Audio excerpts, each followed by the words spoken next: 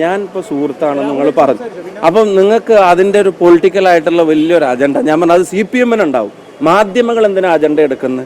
നിങ്ങളിപ്പോൾ ഇങ്ങനെ ഒരു ഒരു ഒരു പിന്നെ വാർത്ത വന്നതിൻ്റെ പേരിൽ അവരുടെ സുഹൃത്തുക്കളെ മുഴുവൻ പൊളിറ്റിക്കലാണോ, അല്ലെങ്കിലും നിങ്ങൾ അവരുടെ സുഹൃത്തുക്കളെ മുഴുവൻ ഉത്തരവാദിയായിട്ടാണോ മറ്റു കേസുകളിലൊക്കെ വാർത്ത കൊടുക്കാറ്?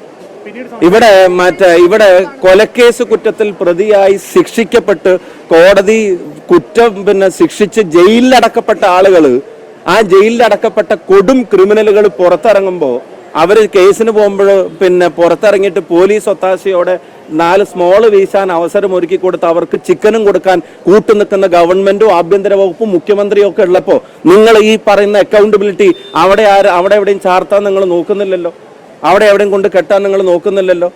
ഞാൻ പറഞ്ഞ CPM അജണ്ട അതേപടി ഒരു അജണ്ടയായിട്ട് മാധ്യമങ്ങൾ ദയവ് ചെയ്ത് ഏറ്റെടുക്കരുത്. ഞങ്ങൾ ആരും ഒളിച്ചോടിയിട്ടൊന്നുമില്ലല്ലോ. കോൺഗ്രസ് കൃത്യമായിട്ടുള്ള തീരുമാനങ്ങൾ അക്കാര്യത്തിൽ പറഞ്ഞിട്ടുണ്ടല്ലോ.